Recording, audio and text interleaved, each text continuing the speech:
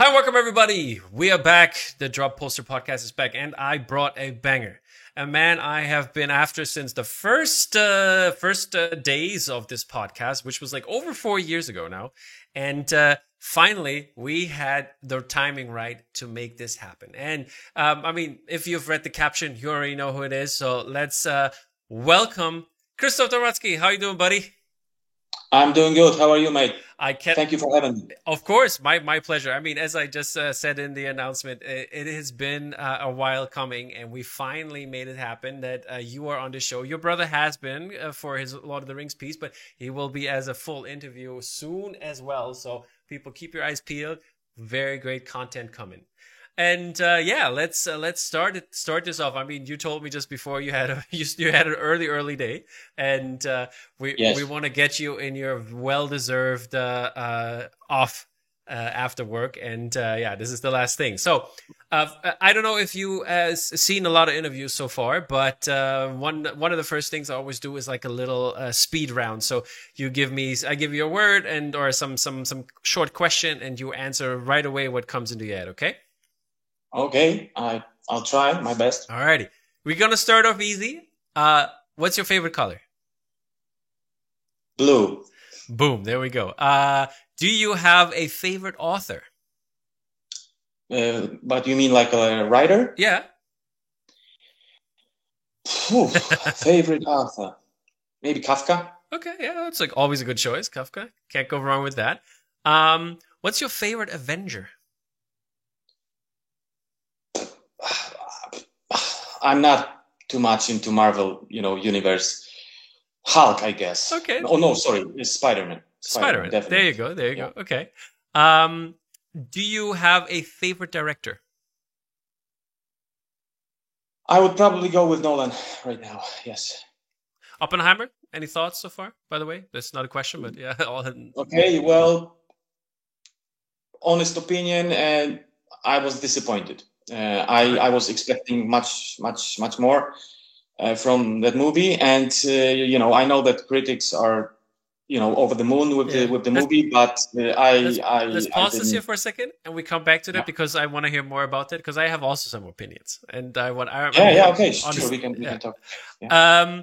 What is a song that is on heavy rotation right now? It's funny you should ask because for the last couple of months, I've been rarely listening to any music. I'm listening to podcasts and you can also mention that. You can also mention stuff like that. But the last song I was listening to, I believe it was like Gregorian chorale. Is that how you say it? I'm not sure. Yeah, I know what you mean. Gregorian singing. Let's put it this way, maybe. Yes. Okay. All right. Coffee or tea? Definitely tea. I'm now drinking coffee. It's my first coffee since a year or something. Okay. But like I told you, I got up at 5, so I need an energy boost. Exactly. But tea all the way. All right. All the way. Any favorite teas? Well, anything. I had honey. I had lemon, and any tea works. I mean, I like green tea. I like Earl Grey. I mean, any tea is fine. Okay, so now we endorse somebody, and because Krzysztof Dorotsky promoted this tea, and every artist is going to buy this one now. You want me to give a brand? No. I'm joking. Yeah. Portrait or landscape? That's a tough one, but landscape. All right, I like that choice. I know that majority of collectors prefer or favor vertical portrait orientation, but landscape is just so much more film friendly. Like you watch a film in landscape, right? So, and there are other factors too, which go into that, but I'll talk about it maybe later. We definitely will. I got questions on that for sure. So okay, we're gonna do two more. Favorite holiday destination? I love Poland. I love cruising around Poland. We have beautiful mountains, beautiful seaside.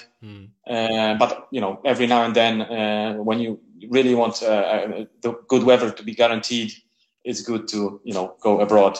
Recently I was in Mallorca, very nice destination. But I also love Greece. all the islands, everything about Greece. Totally understandable. So all these Americans who have never been to the Euro side, they should look it up. It's really nice. Yes, go visit Europe. It's beautiful, and Poland especially. Yeah. So, last question is, what other job would you have been doing if you were not an artist? Right now, a preacher. A preacher, okay, interesting. How's that? Yes, but probably I don't know. I can't imagine doing anything else. I literally can't imagine myself doing anything else.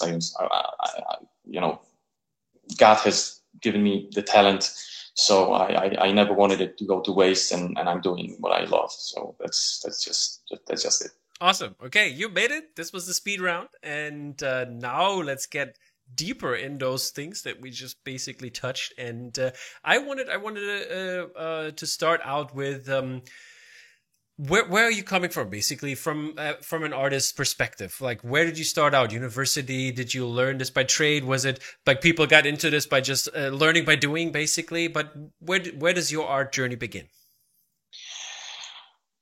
It's gonna be a longer answer. Sure. I hope you're prepared. It started early because both me and my brother, we really felt like drawing was something we loved very early on. So ever since I was a child, I picked up crayons. I was doing all the coloring and stuff like that. And later, as I grew up, I was drawing more and more. I got into comic books. I was very interested in that. Especially during high school. That's when I, encountered such amazing artists like Moebius, who was back then a personal god of mine. Mm. Then was, of course, Grzegorz Rosiński, who is a great artist from Poland. He's the author behind Torgal, which I'm not sure if everybody knows about, but it's a great, European saga. And I have all the albums, so yeah, it's great. Then I got to know all the other authors. You have to remember that back then, when I was in high school, Poland was still sort of coming out of communism towards, let's say, democracy. Mm-hmm. And we didn't have all the pop culture that was available, for everyone else. Yeah. Can I ask? Yeah. Which year was it you were born? I was born in 79. Oh, okay. So all throughout to 89, we were in the, under the communist rule, behind the Iron Curtain, so to speak. Yeah, I'm 86. I'm 86 myself, so I am from East Germany, so I know a little bit. Oh yeah, you definitely know a little. I mean, Poland, if you want to talk a bit longer about that, I mean, Poland, out of all the communist bloc, was probably there's even the saying, the most happy barrack in the camp. Mm-hmm. I mean, Poles are hard to keep down. How to say? Keep down. You can't really, mess with Poles, right? We as a nation, we love freedom, and it wasn't as harsh as in other countries. Let me put it that way. But still, like I said, not all pop culture was available. Food and stuff like that, we didn't have it too easy. But I guess it's sort of a blessing, because the harsher you have in life, the more you appreciate what you later receive, right? So coming back to comic books, back then we just had few. Like, it wasn't big in Poland. But once the curtain fell down and the system sort of changed, we did start to see titles such as Spider-Man, early Marvel comic books, Batman and stuff like that. So I really jumped on the bandwagon, so to speak, and that's when I also found out about Barry Windsor Smith, Todd McFarlane, Simon Bisley, and all these other great artists, comic book artists, and I was really into that. I knew early on, and then even more, that this is what I want to pursue. This is what I want to do. Like, not comic books literally, but drawing, living from drawing, so to speak. And my mother, bless her soul, she always encouraged us, me and my brother, to do what we love. But she always insisted on us maybe, choosing like a normal high school. By normal, I don't mean like the other one is not normal. Like a profile that has a profile, like a normal, high school where you have all the regular subjects things you want to know. And if we still want to pursue the art, we can go to the academy, which we did. And we both, passed the exams. We studied there for 4 years.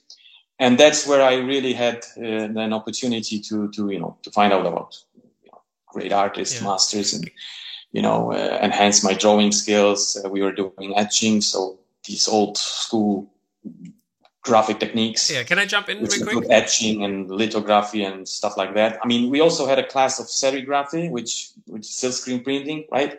But back then I didn't really feel it at all. So that's just a funny story, maybe. Yeah, let me jump in because I got a question, a follow up, because you said that the comic books were really your influence, like into the art world. Because I was wondering, because the Polish poster scene is very big and very interesting. Was that also a factor in the beginning, or was it more later on when you learned about this stuff? I don't want to lie. No, it wasn't. At that point, I didn't know. Glad you sort of mentioned it, because I was getting to that. I didn't know much about the Polish Poster School. Of course, I mean, I heard names and but it wasn't like I collected albums and I was like, oh, sorry, this is so awesome. It was back when at the academy when we had classes from poster, when I really found out about Polish Poster School. But these are big names, and everybody in the world knows about the Polish Poster School. But as far as the design is concerned, like graphic design or whatever that comes into the poster apart from art or drawing or painting, I absolutely knew nothing.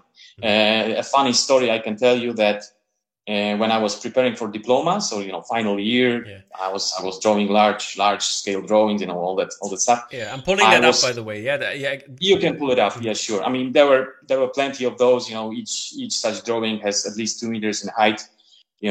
Sometimes 1.5 meters in width, and it took about a month to draw. I mean, depending on the pose or whatever.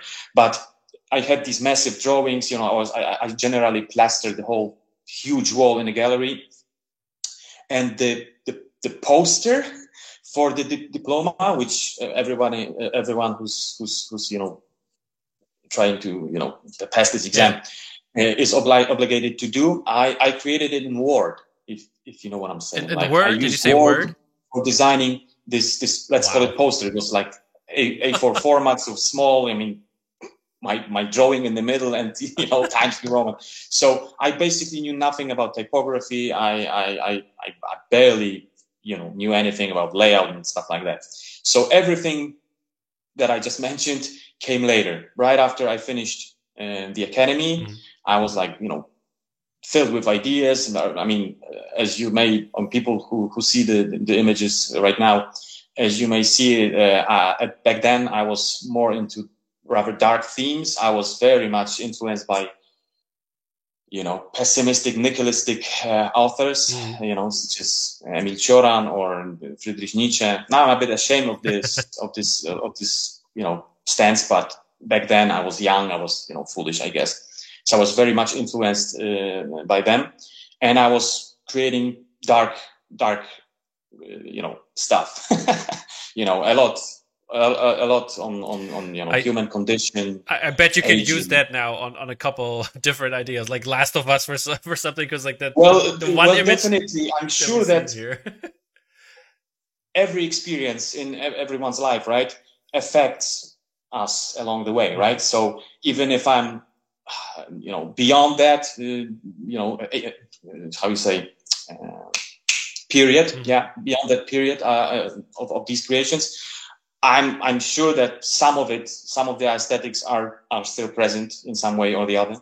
So I mean, for example, let me give you an example. If you're still showing the drawings, yes, I do. Back then there was a lot of white area going on, right? We had I'm using we because me and my brother, studied together. We had this mentor or father figure almost. His name was Zaborowski, and he was a professor of the drawing class, and he taught me a lot. For example, he taught me that when you have an empty canvas or paper sheet, whatever, there's not necessarily any need for covering it entirely, right? So you need to use the white area to show light. Yeah. So, for example, imagine drawing a portrait with some light on the face, right? You don't need to draw anything that's lit, right?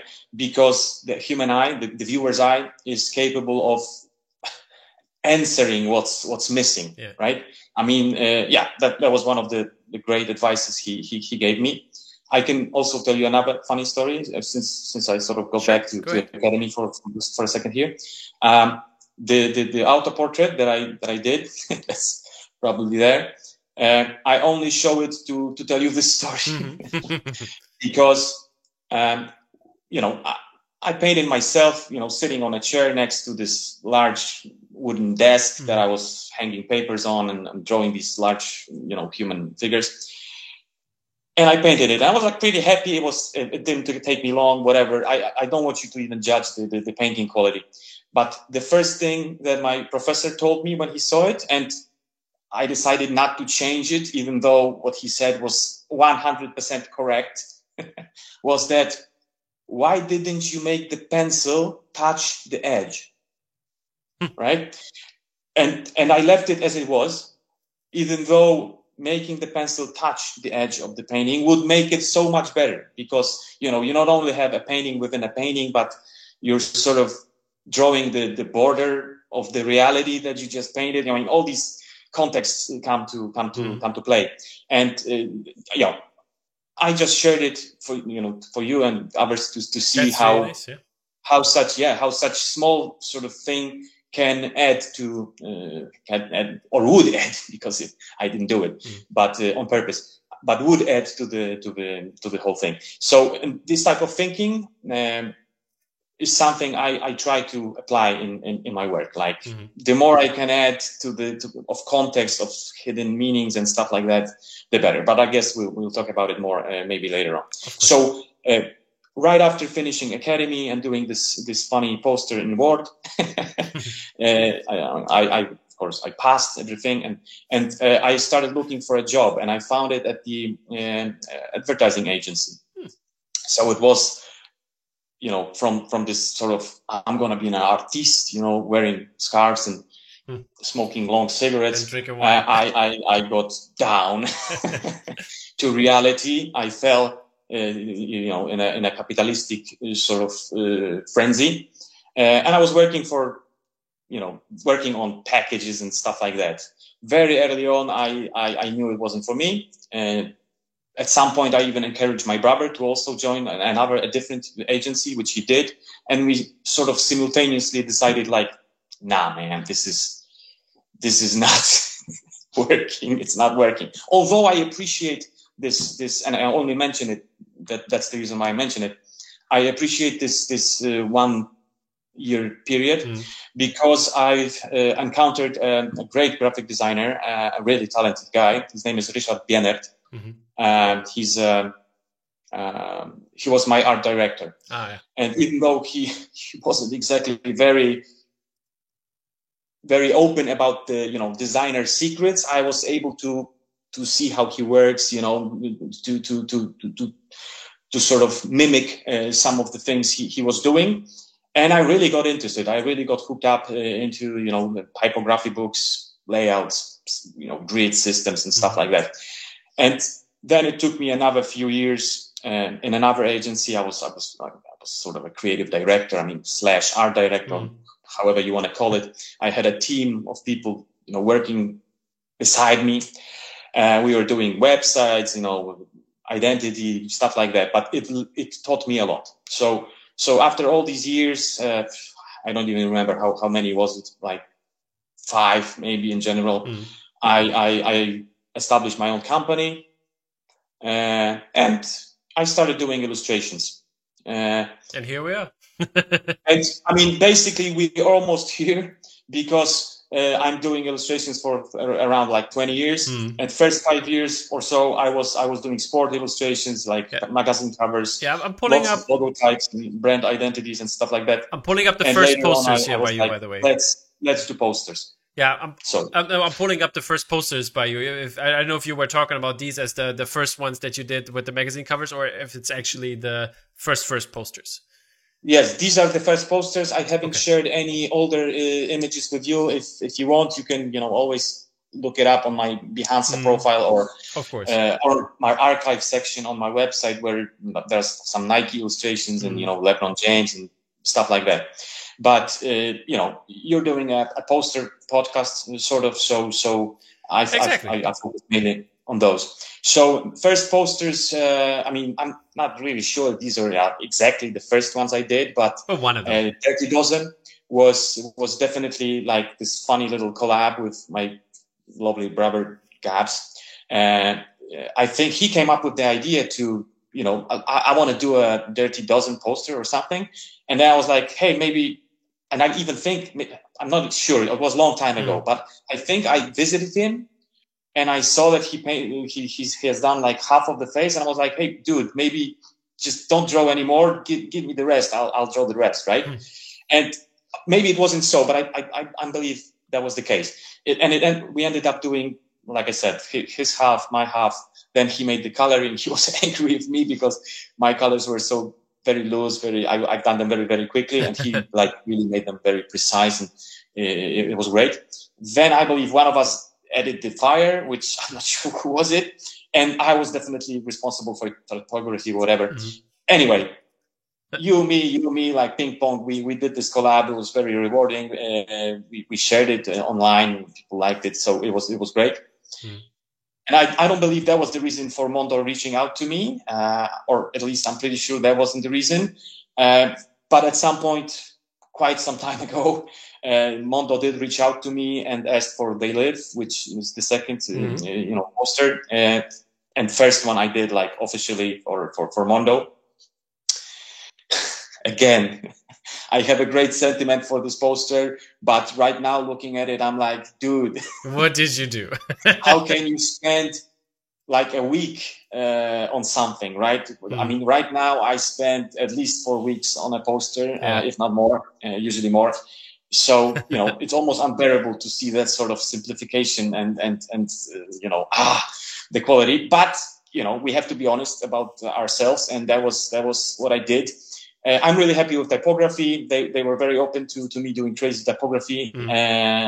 It's a great film, by the way. I believe right now I would, and I consider it actually, I would do a better poster because it turned out it's a documentary. But that's a whole different story. The third poster on this image is the rejected Godfather. I can't say I'm super, super happy, right now, of course, after all these years, I'm kind of glad it never happened. What I like about it is, again, typography, which is not very Godfather-like theming, as far as theme is concerned, friendly, but it's crazy, it's pretty wild. But just to tell you a backstory, why it was rejected, it wasn't Mondo, it was the Marlon Brando estate. So his family was like, no, we don't want double face Brando, whatever. It never happened. So that was the case. I see.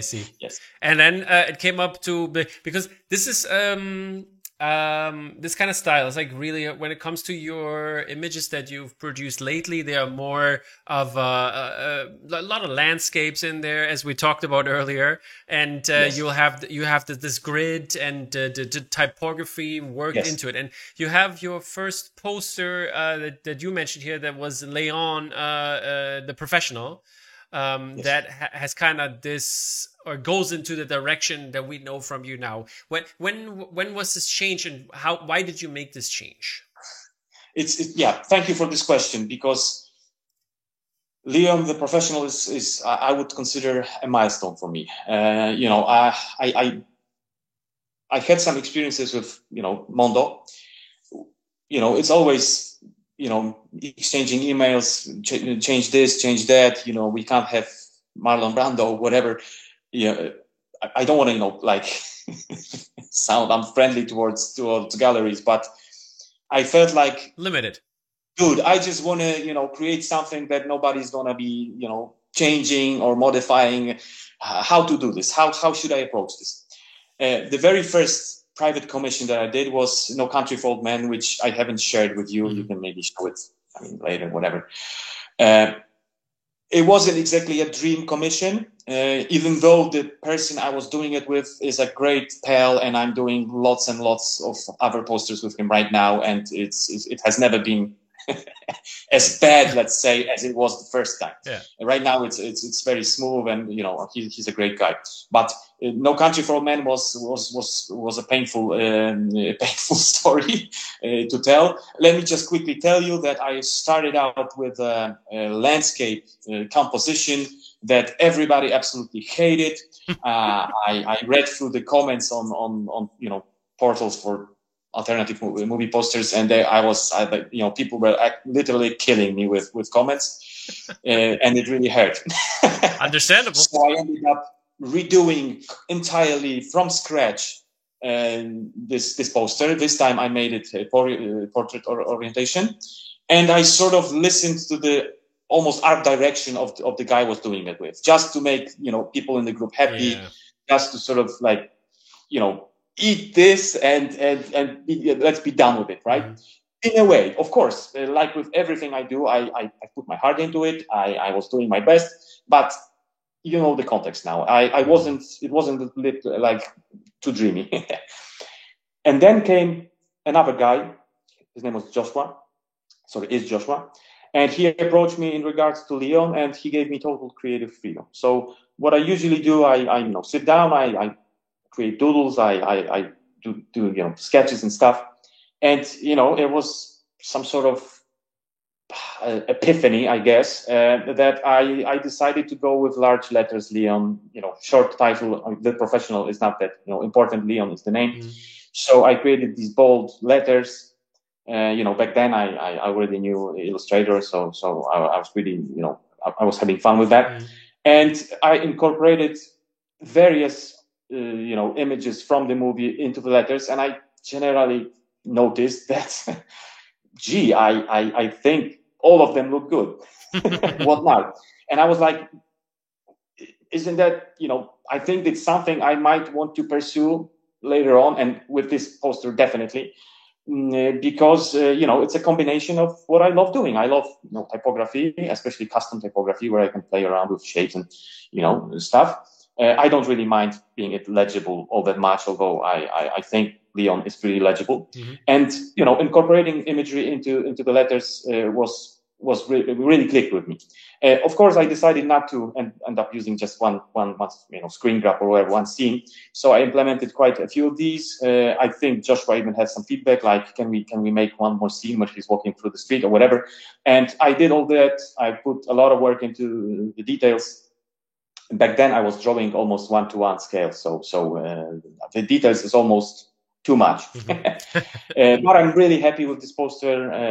Everything about it just brings nice memories. So yeah, it was awesome. Great. Would you still do this differently today?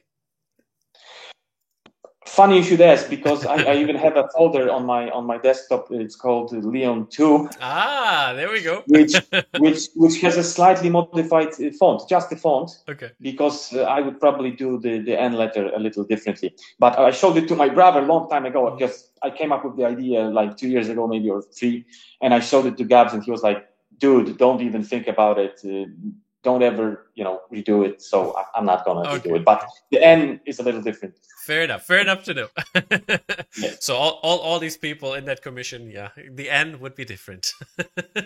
Yes, but I'm not redoing it. I think people liked it. Back then they were really like these were really small runs. Limited colors as well. Yeah. But, and I mean, what's not to like? I mean, it's always the artist himself is always the critic, the greatest critic. I am very critical of my work. Exactly. That's true. Alrighty. let's get away a little bit from from your posters and your process and everything. Let's talk about a little bit about the movie industry. I mean, what are the latest movies or TV shows that you have watched? Well, I have watched. I mean, I shared with you a few images, and first of which is the Spider-Verse. But I actually saw the second part, which is Across the Spider-Verse. But I prefer this poster over the the new one. Hence, I pasted this one. But did you like the Chinese version of this one, the one they made? I think that was one of the movie posters that was like on Letterboxd, for example. When you have the Pro account, you can like change the posters, and I think the Chinese version was the one that I'm not sure. But you mean the Across the Spider-Verse or Into the Spider-Verse? No, is it the new one, Across the Spider-Verse? They had the Chinese version, like the sure Monkey King style, and it looks really great, I have to say. But yeah. Anyway, this movie is one of those cinema visits that I do with my children. I have two children, a son and a daughter, and they always want to see new cartoons. So I very often go with them. And in the case of Spider-Verse or Teenage Mutant Mayhem, whatever the title, I really enjoyed it. I mean, the animation is absolutely superb. I mean, beyond belief, actually. With Across the Spider-Verse, it was so over the top. I was like, this is almost over the top. Okay. This is almost over the top. And it almost feels like AI is involved at times, but in the best way possible, because nowadays, at least, you can still spot AI, and it's like very artificial. You can six fingers and stuff like that. But I just can't comprehend how they do it. For example, have you seen the movie, the Across the Spider-Verse? Yeah, I have seen it. You remember the ending, the title sequence? Yeah. When Spider-Man is running, against the dots and everything's painted like oil painted. I'm like, what is this? What is this magic? Unbelievable. So absolutely, 10 by 10. When animation is concerned, I definitely. Just beyond belief. First part was also absolutely amazing. Yeah, for sure. I mean, I really loved it. Also, when the one before that, I think it was Mitchell's versus the Machines. I really enjoyed also the animation style there in this one, and yeah, it's true. Yes, and I also very much enjoyed the Cat in Boots. Puss in Boots. Yeah. Puss in Boots, Puss in Boots. The new one is also made by the same studio. Exactly. You can tell there was a totally different approach, and also very interesting to look at and what came about. But you also put up Oppenheimer here. So I mean, we already started talking about it, but yeah. So let's hear it. Why was the disappointment there?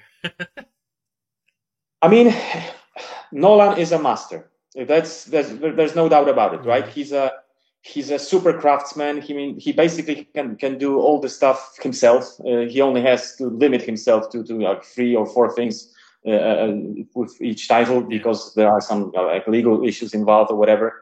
So let me just start by saying that Nolan is an absolute master. I love all his films except for Oppenheimer. So just like with all the other movies, the cinematography is spectacular. The sound effects, the music. I love the music. He's not using Zimmer, I believe, in this one, just like in Tenet, right? He was using somebody else. And I really enjoyed the music.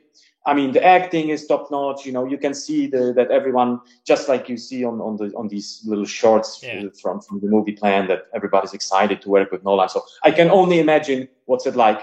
And you can see the professionalism and stuff. But the story, I mean, you're a German guy, right? I'm with you. So I mean, it's hard not to get into the like political / ideological themes here, because this movie is all about that. So, but in very short, I would rather humanity and people getting together, rather than coming up with weapons how to kill each other. And of course, there are powers that be that try to divide us over race, religion, politics, stuff like that. And the quote that really made me like oof while watching Oppenheimer was Oppenheimer asked after he dropped the bomb, and he was asked, "Do you regret anything about dropping the bomb on Japanese people?" Right? And he said, I only regret not dropping it on German. And, am I supposed to cheer right now? Because, no matter how you look at it, Nazis, Adolf Hitler, of course, evil people. It's the civilians in Japan that got. It's not single individuals don't make up the whole. Yes, and it's somehow it bothered me so much.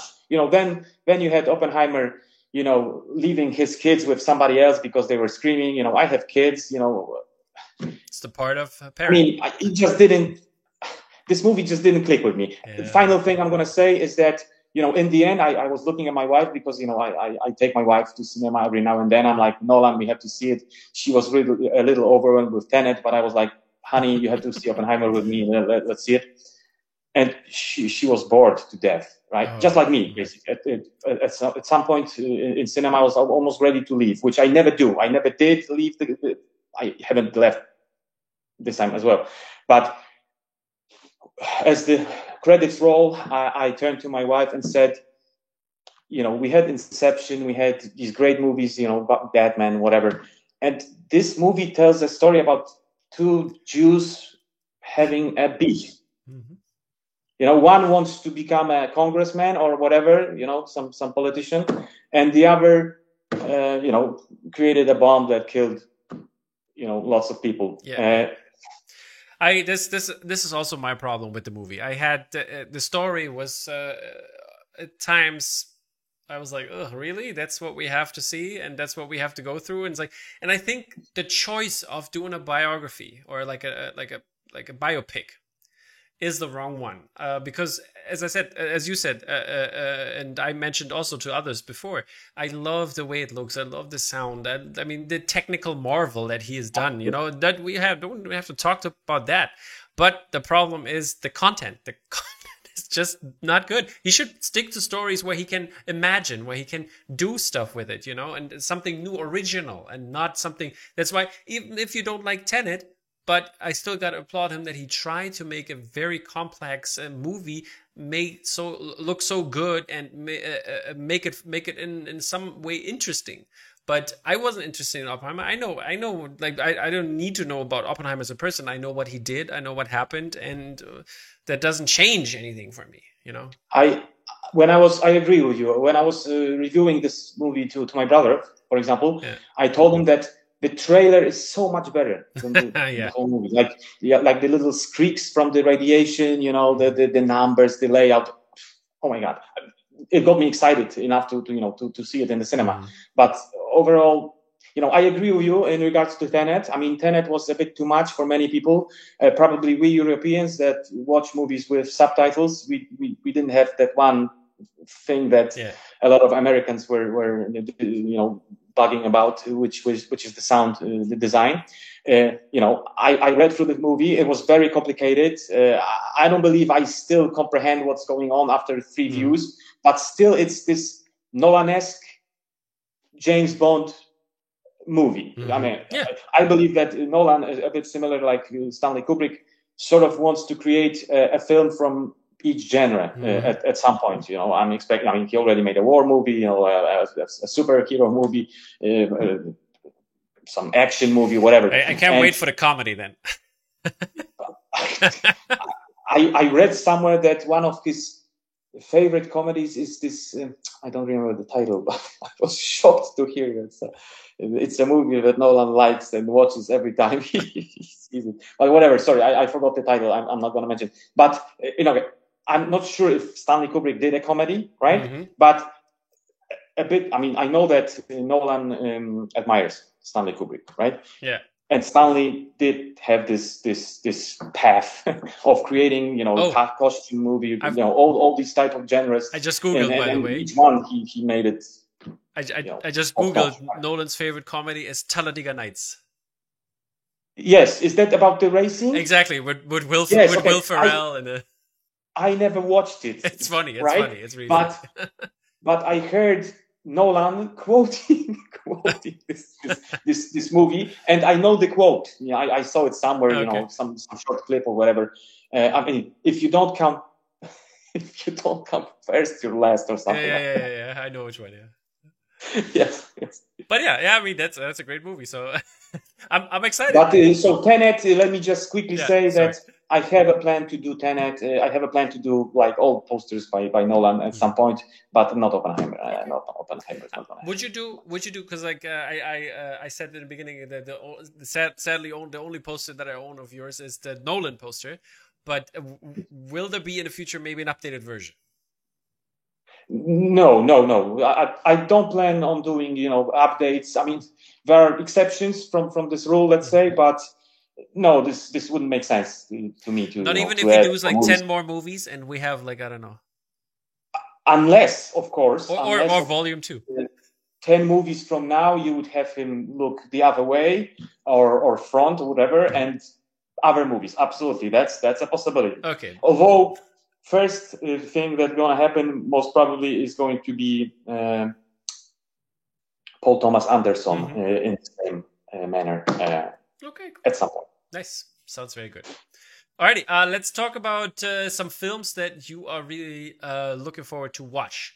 And one of them is, as you put up the poster here, is The Creator. And I'm also really looking forward to this one. The Creator is exciting. I'm going to go there in IMAX on Sunday. And I'm excited for it. I'm not sure when it comes to Polish cinemas, Okay. but yes, I'm very excited for it. I mean, I love the aesthetics, the visuals. It's out today in Germany, for sure. It's coming out, yeah, so probably in Poland also, I guess.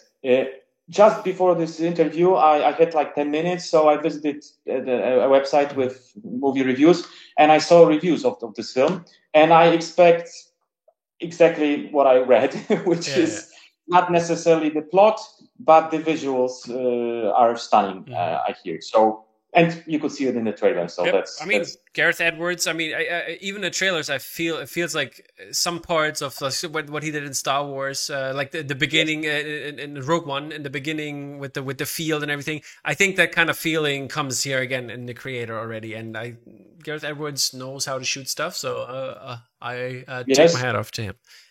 I definitely agree. He has a thing for rebellious themes, let's say.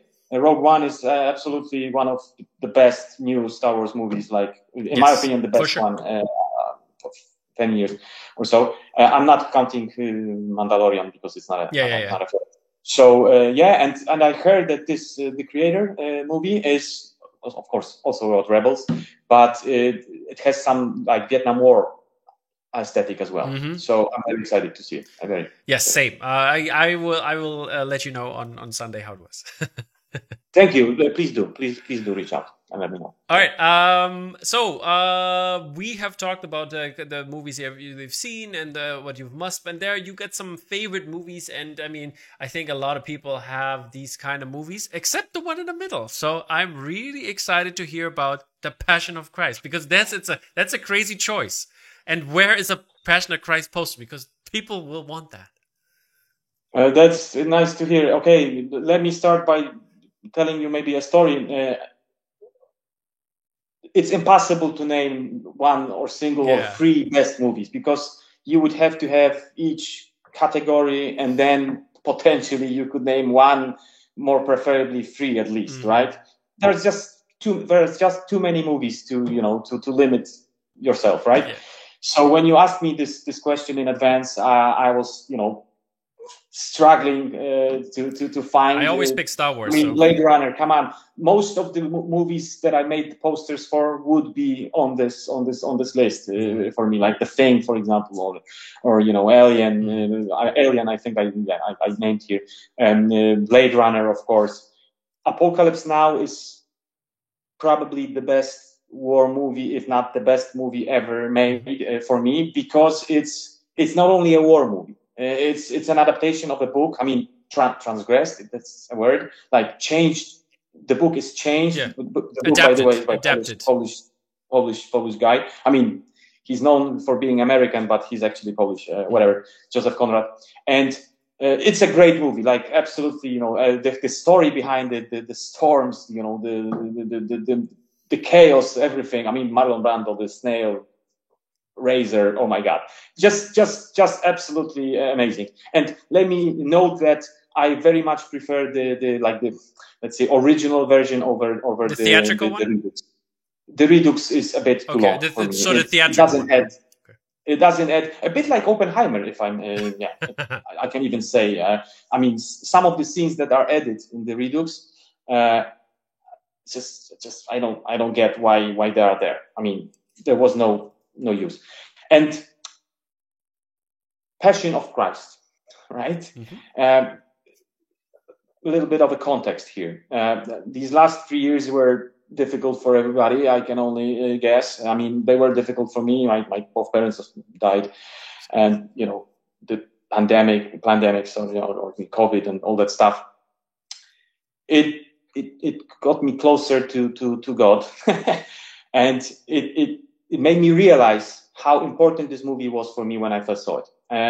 It's not a pleasant viewing because I hate to even set it next to the titles that I'm going to mention right now, like The Monster or what else. There are movies that you see once, they hit you hard. Mm-hmm. Sound of Freedom, I'm hearing, is one of those movies as well, and you acknowledge what they are saying, and you feel the pain of the characters, whatever, and then you never want to go back. While Passion of Christ tells the real story of the Jesus Christ, Lord and Savior. I believe it was actually true, and it really hits you even harder to realize what amount of torment he had to go through.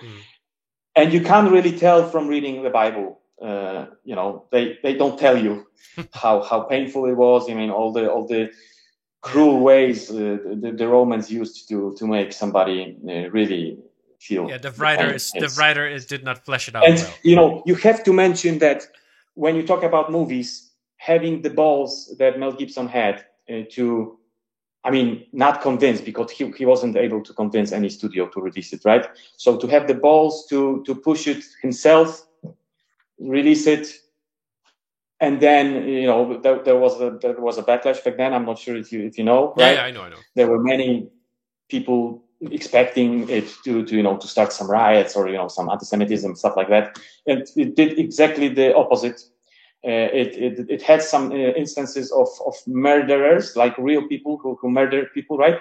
Coming out and telling the police, like, I did that, I watched the movie, I can't do it anymore. So it did exactly the opposite, right? It changed lives. It affected lives, and it told the most beautiful story ever told, ever written.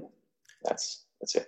All right, and you've. And let me tell you that poster-wise, I'm not sure. I mean, there's one of the commandments that you can't really depict, God. But I mean, I would definitely need some time to consider doing a poster for it. I'm not sure what should be on such poster. It's just, this movie really hurt. And Alien, the final 1 second. Yeah. 1 second. Sorry. Sure. Sorry, my son is calling, even though I told him not to. And Alien poster is just. I mean, I love the poster. It's not something I would do probably, but I mean, you've done something for it, so. Come again? I said you have done something for it, so obviously, yeah. Yes, I did. I did something for Alien, but I included the Alien poster, the original one. 1 second. Sure.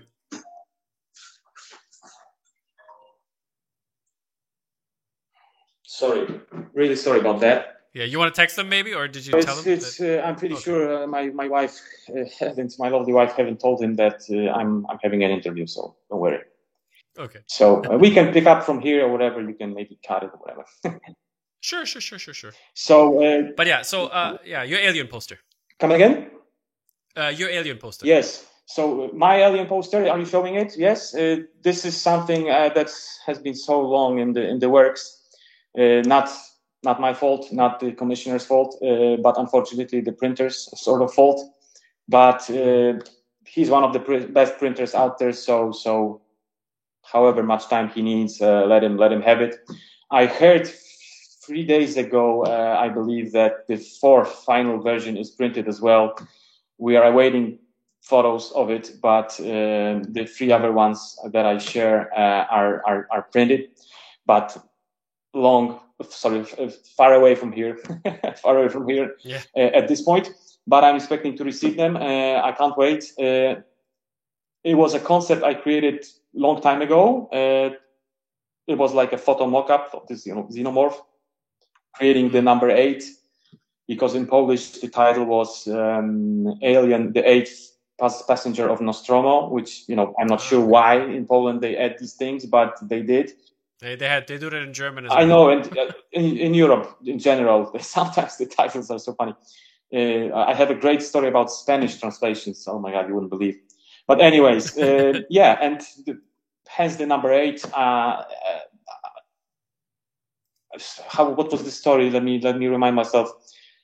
I think I created this concept for the guy from the North, No Country for Old Men. That's a funny story, yes. Mm-hmm.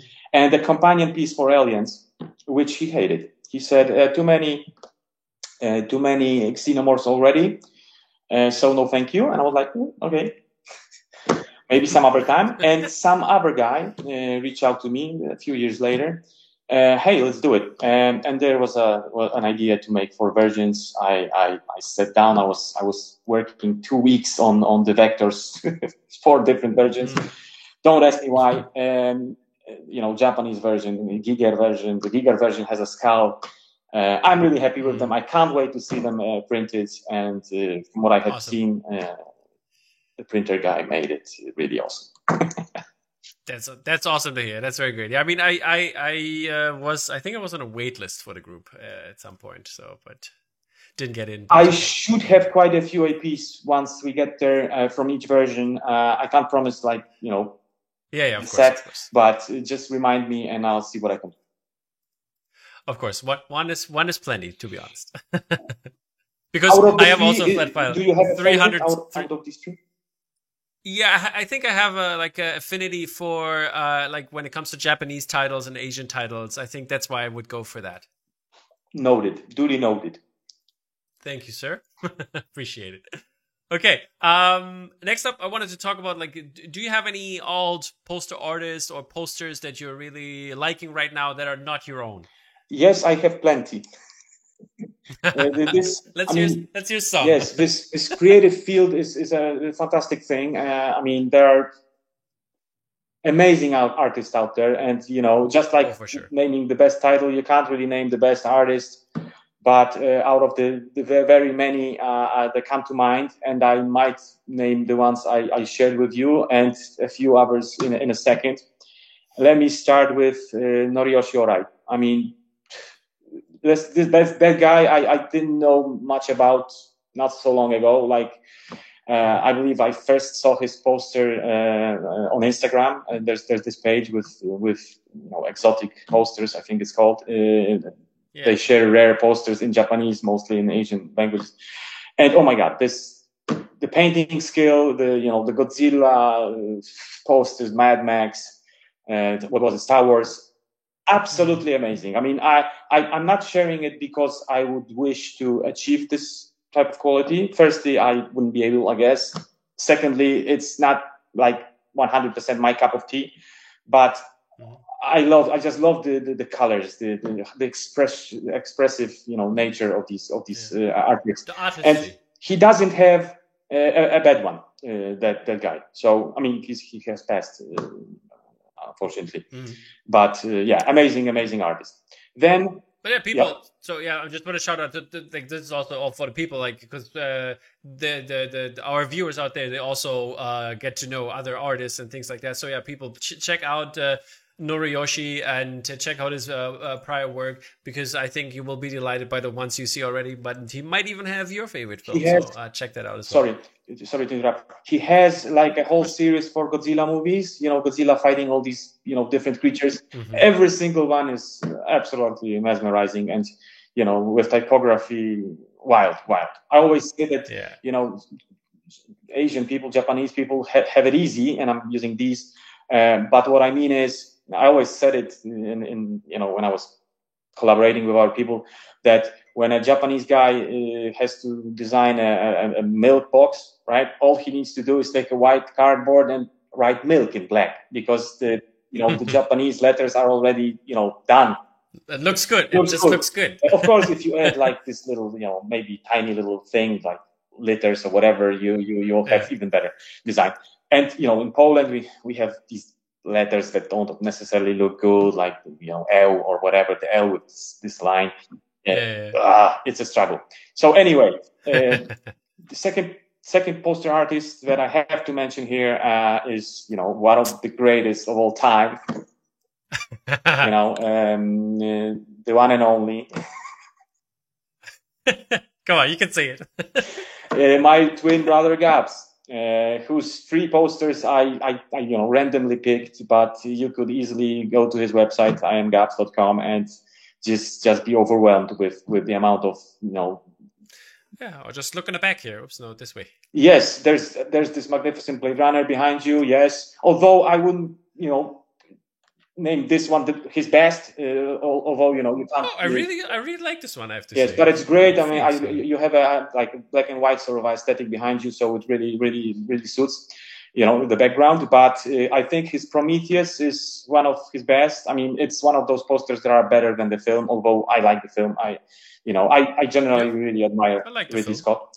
Then Alien, which I had a tiny little bit of help there, but it's not the reason why I showed it. I just love that my brother pick up the pencils. He was doing, and he still does, great posters digitally, and I love them. But I was encouraging him to pick up pencils. Just you can do the anatomical stuff like nobody else. And I love the Alien, and the Raging Bull one is just this Polish poster school vibes, slightly quicker done. Doesn't matter. The watercolory effect is, not the effect because he painted it. It's just, I was like, bro, how do you do this? And teach me how. I have to mention. Come again? Sorry. How did you like his American Werewolf? Because I remember because we're doing every year the poster of the year tournament thingy, and his American Werewolf got very far. Well, in all honesty, that wouldn't be my top pick. Absolutely, that would be my top pick. Although, like with all my brother's work, it's next level. So it's to each his own, as I would say. But I would definitely not name it his best. It's great, but out of the 3 that I just mentioned, and you probably have them, people seeing them, I can say I love his Purple Rain, and I know a funny story about this poster, which he might tell you when you interview him. I love his Doom, which is just magnificent, and I have to tell you this story now so that people can expect that. I loved and loved Doom so much that when I was approached to do Half-Life 2, which I never played, unfortunately, it's the first time I did something for something that I haven't, played or watched movie, whatever. I always, do that. But Half-Life 2, I wasn't able to, and I'm not able to because I have PS4. You can play it. Anyways, I took the Doom. I literally took Doom. I copy pasted it in the middle, right? Boom, and I copied the composition to the point where I asked my brother, of course, if he's fine with this. He said yes, and he helped me with the 2 corpses from Half-Life 2, of course, to be very similar to his Doom corpses at the bottom. But I also added something in the background, quite prominent actually, which adds to the simplicity in the best way possible, of course. Hey, gotta get the adjoining piece here. Yes, I can't stand the too much background. Like, what's going on here, bro? Why so white? Why so empty? Behind it. I love it, of course, and I'm just joking. But I couldn't stand it, so I added these panels. I don't want to say too much, but I hope to reveal Half-Life 2 fairly soon. Like in a month from now, I should be able to show it, maybe sooner. So you'll see. Quick thing before we move on, since your brother is going to be on the show soon, do you have a question for your brother that I should ask him? I have no questions that you can ask him. I can always ask him a question. Okay. We talk daily, at least once, sometimes 3 times, sometimes through a camera. We collaborate a lot. I mean, he helps me, I help him. Okay. He's great with colors. Whenever I'm like sort of stuck with how many versions I should suggest to the commissioner or whatever, to the group, he's like, hit me up with a PSD file. I'll show you a few samples. I can tell you that, for example, the Aliens poster that is being sort of printed almost. One of the versions is like full on Gab's color palette, so yeah, it's exciting. While he often reaches out, I made that for typography and some building block solutions, and generally we help each other with compositions. And he's the best guy. He's the best. So, but my question was like, do you have a question that could trigger a story, maybe a good story? Trigger a good story. You know what I mean? Like, I don't know. Ask him about summer of '95. Yes. Okay. Let me think about it while we Sure. And if I come up with something, I'll tell you. But no promises. Okay. All right. Of course. All right. Next up, you have mentioned one great artist that I tried also to get an interview for, but I mentioned by his management that he is very recluse and not doing interviews right now, sadly. But it's Kilian Eng. The one and only again. What can I say? I'm doing my best to ask around and with commissioners I work with. Hey, you work with Kilian, okay? How old is he? I mean, what's he's up to? I can tell you a little secret, maybe, that I sort of collaborated with Kilian, not directly. I would love to see him face to face and find out how old is he, for example. But I really admire his path. I mean, his whole artistic venue, if I can call it that. Posters are amazing. His artworks are amazing. He's doing his personal stuff, beautiful colors, lovely line work, superb amount of details. I've seen some people, I mean, there are always haters, people bitching. So you shouldn't mind that too much. For example, I also hear that, why always typography? Why always lines on top of the artwork? Blah, blah, blah. And I hear that some people are bitching that Kilian is doing a lot of frames. So it's usually like a gate or a window or two trees or whatever. That's one of the things I love about his work. You can always recognize it, but it's not like it's all the same, right? Everything's different. Yeah, and every now and then he makes something completely different. Like, for example, the Jodorowsky's Dune, which is just crazy. And I would love to do a poster for Jodorowsky's Dune one day. I haven't played Zelda, but that one is really tempting. And the last one is his personal that I shared. But really, like with Gabs, like with Noriyoshi or you could paste anything and it's gold. So Kilian, I have to say, I was wondering because I wasn't I wouldn't say I didn't like it, but his Lord of the Rings, because that was a big hype when it came out, and people sold it for a lot of money from that commission and stuff like that, and people wanted to buy it for a lot of money, but I just didn't see it. I don't understand. I didn't understand it. I don't know. I'm not a collector per se. If I was, I would go for it because I love it. I mean, that's Kilian Eng. Like, you have the Shadow of Colossus, for example. You could show all the Colossuses, right? All these scenes. He just let's say, right? He just made this horseman riding, right? And one Colossus, amazing. And Lord of the Rings, the first part, it's the journey. They are coming out of the Shire. There are so many other posters, including my brother's, that show the Sauron, all these Gandalfs and stuff. And I love Kilian Eng. I can't. I just love other works, because everybody say a lot of people are saying that this is his best work. And I just don't see it. I like other work of his way better than I did Lord of the Rings, but I guess it's just a subjective taste of the people. But I was very alone with that opinion, so I was wondering, am I not seeing something here? So well, I wouldn't possibly say that it's his best work, but it's he's just so consistent in quality. Like, Even if something's like maybe a little tiny bit worse than something else, it's still gold. So again, kudos to Kilian Eng and all the others that were mentioned before from me. Exactly. I am a big fan of his Jason and the Argonauts. I think the movie holds a lot of space in my heart, obviously, and I love that piece with the skeletons and with the gold. They have the gold foil of it, and it's like really nice. Yes. Yeah. Alrighty. Next up, you want to talk about Tony Stella? Yes, Tony Stella. That's a remarkable artist. I mean, not familiar with his work. I'm pretty sure the Indiana Jones horror story that he had, as I hear, may have helped many people find out about him. I mean, whatever. I had an opportunity to talk to him like for 2 hours, and he's an absolutely fantastic guy. I really enjoyed, really chatting with him. He has a huge head full of Japanese titles. I don't.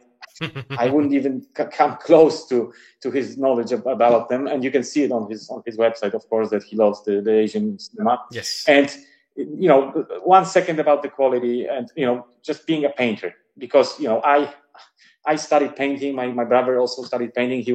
My brother was always more inclined to using like bright colors and very painterly. I was more gray and whatever. Tony, whatever he touches, he turns it into gold. You can see it his website. He does these sketches sometimes. He works. Maybe let me mention this. He works with the guy who goes by the name Midnight Marauder. If I'm pronouncing it right, I think that the website you can both of these guys you can find is midnightmarauder.com or something. Yes, and he has his separate section there, and he does albums, he does books, he does posters, he does fan arts, he does book covers, and they are all absolutely amazing. I mean, the Bond, for example, James Bond series, mind-blowing. The Conan one that I included is just mind-bending. And, just see for yourself. For example, in Blade Runner, Midnight Marauder did the typography from what I know, because, he told me. And Midnight Marauder does a lot of typography, really, really cool stuff. And, just... my brother's Raging Bull, fantastic. I love you, bro. It's amazing. Tony Stella, we both agree. Like, dude, have you seen Tony Stella's last piece, man? And we love it.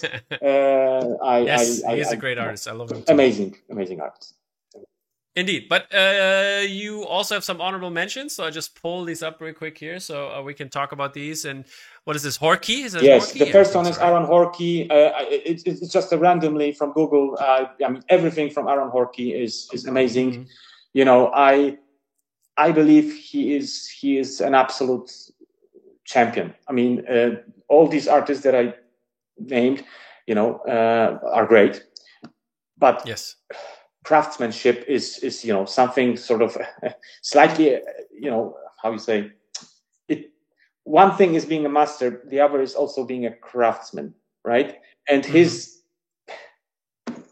way he draws, like I could watch his reels, and it's depressing because it is depressing. I reached out to him at one point and I asked him, like, dude, how old are you? And I pray to God you're 80. Unfortunately, he's almost like the same age as I am. Maybe I don't really remember. Maybe year older or maybe year younger, which really is depressing because I mean, absolute master. I have no words. I mean, every bird on the bird, every feather. And the way he draws, it's not like, sometimes I'm tired, I draw, I do something like that, and I draw, and this hand is, sometimes it's dancing, sometimes it's tired, and he does. I'm like, oh, what are you doing? What are you on? Absolutely. I mean, every work he does, the typography, it's just. I have no words. Next one is Vanya. I probably pronounced his name wrong. Vanya Zaureliev or something like that. I don't believe he does posters anymore. I'm not sure what's up with that. He did a lot for Mondo. He did a few with Aaron Horkey, and this guy is just again absolute master. You have to check him out if you don't know his work. A lot of nudes, very very dark, very sort of Russian, like in Dostoevsky vibe. I find that. You can't generalize too much, but Russian soul, if there is such thing, it kind of, you can see it in Vanya's work, I believe. Rory, obviously, of course. My brother has this poster hanging in his office. I know it very well, but I love his Drive. I love his Aliens, both versions. I have one of them actually, because my brother gave it to me. I hear he's a lovely guy. I never spoken to him directly, but I believe my brother, and he's an absolute great artist. I can tell great craftsman. Casablanca, amazing work. So honorable mentions. Too many names to mention. Then there's Funny Games, which is a poster that absolutely, when I first saw it, I didn't know anything. Like, I'm not sure if I knew there were alternative movie posters, and I don't believe this one is. This one was done for the remake officially, I think. Yeah, I think it's for the key art. Yes, and it's the typography placement, the way Naomi Watts is painted. Oh my god! And I love her posters, like all of them. Great ideas, very different. I mean, you can't really say that's always the same sort of style almost, which is great. Many poster artists work like that. I really admire her as well. And then I have to mention, because I haven't sent you anything for those, but we didn't mention the name. It's Akiko Sternberger, people, and you can come to the podcast because I interviewed her already. I also interviewed Rory. Both are amazing people, so check those interviews out. You have to do this, guys. Please do listen to your podcast direct or whatever. Yes, I have to mention a few more names, if I may. Go ahead. So, João Raos, if I'm pronouncing this right, that guy. Yeah. Mind-blowing. Then you have Matt Ferguson. I love his Return of the Jedi. Many great stuff he's doing. Matt Ryan Tobin. I believe he created the Crow that will never, maybe not never, because I'm working on the Crow, but possibly will, for a very long time, will never be defeated. It's not a competition, so all the best to you, Matt. I love the Crow and his work. The Vampires movie, I don't remember the title, also great.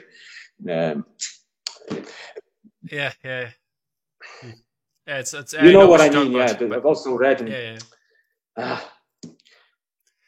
Maybe it will come later. Then there's poster, which I'm not sure if you know. It's by, I had to write it down, Haruo Takino. Okay, the name doesn't really ring a bell to me, but it's an original Japanese poster for the movie The Cell. If you write down Japanese poster The Cell with Jennifer Lopez and this fat guy.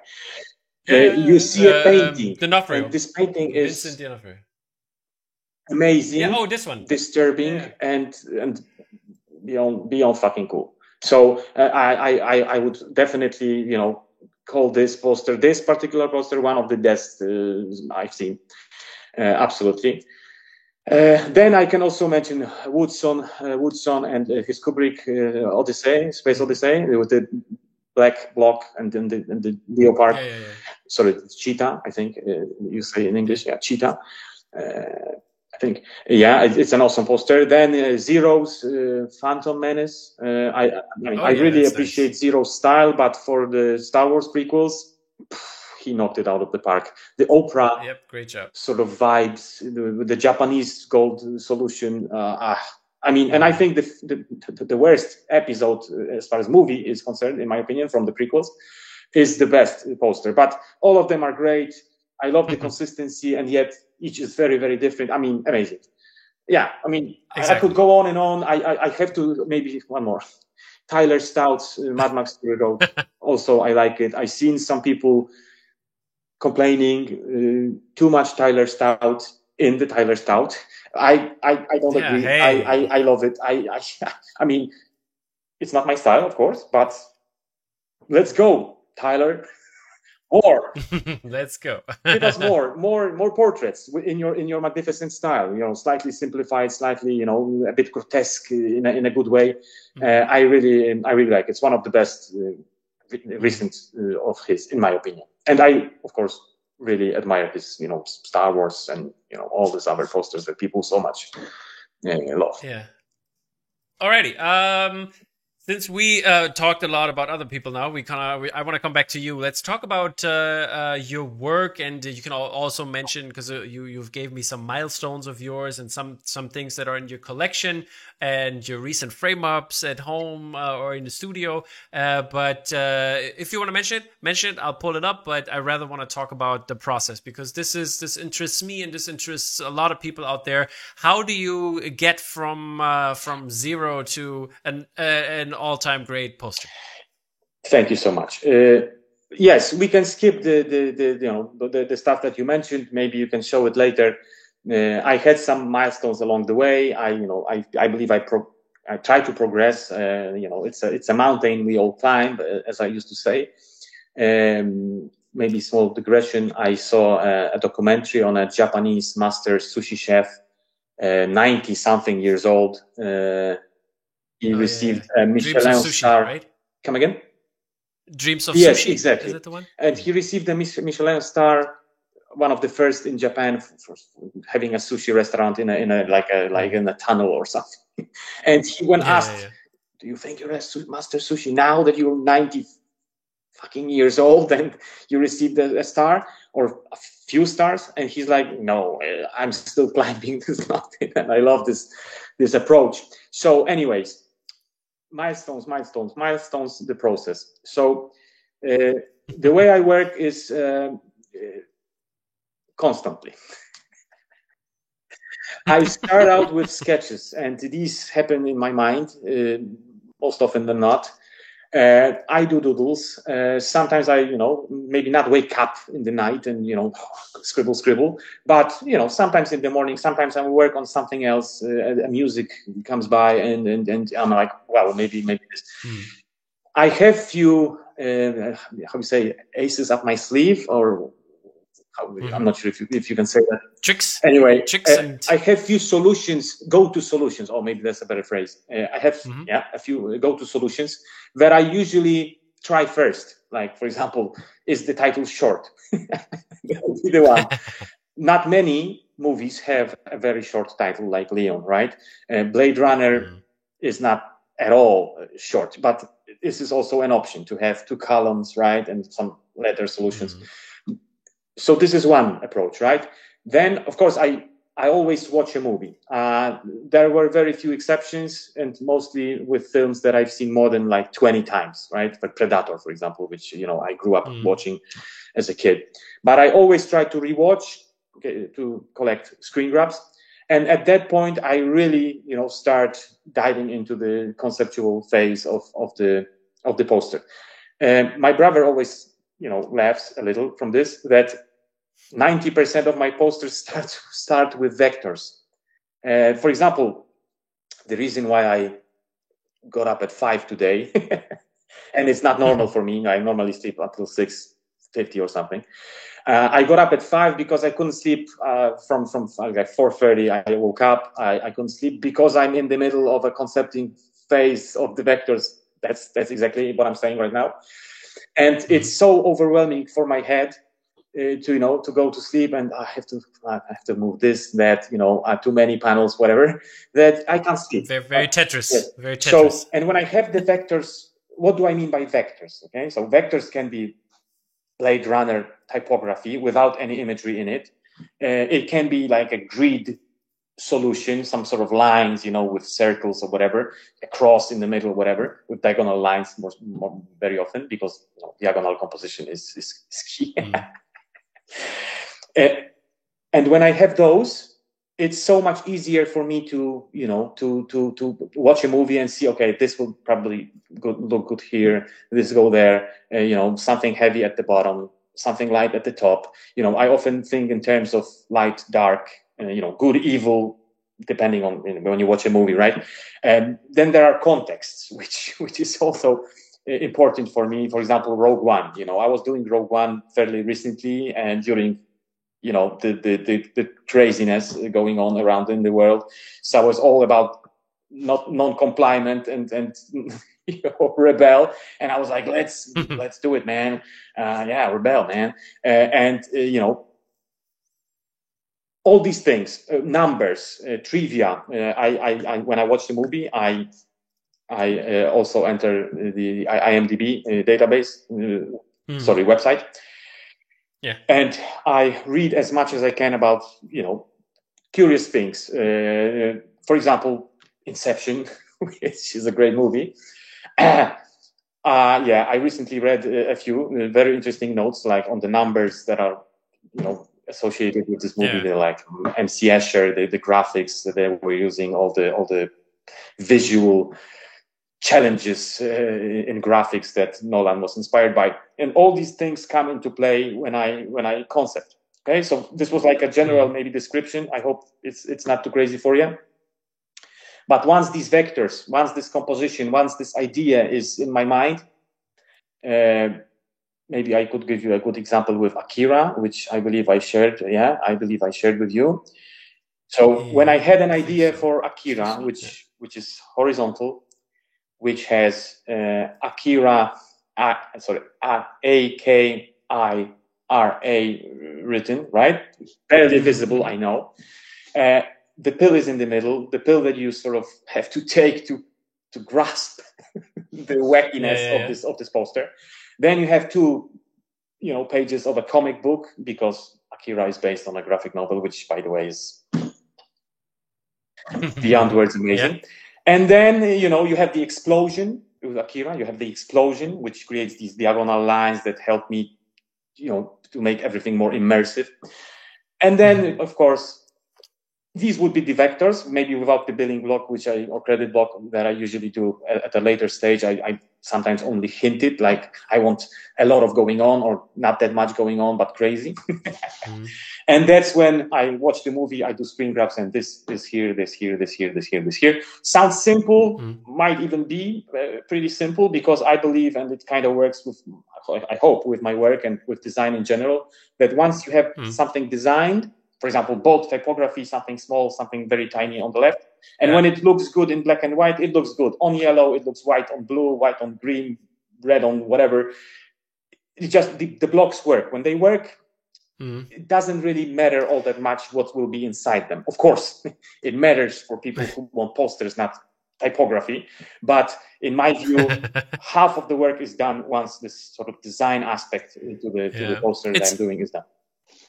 I have to say, is that because it feels very mathematical from the looks of it, because especially when you do the blocks and the vectors and stuff like that, and also then filling this in feels very comic-esque. Like, is that from your first days where you put in like a panel?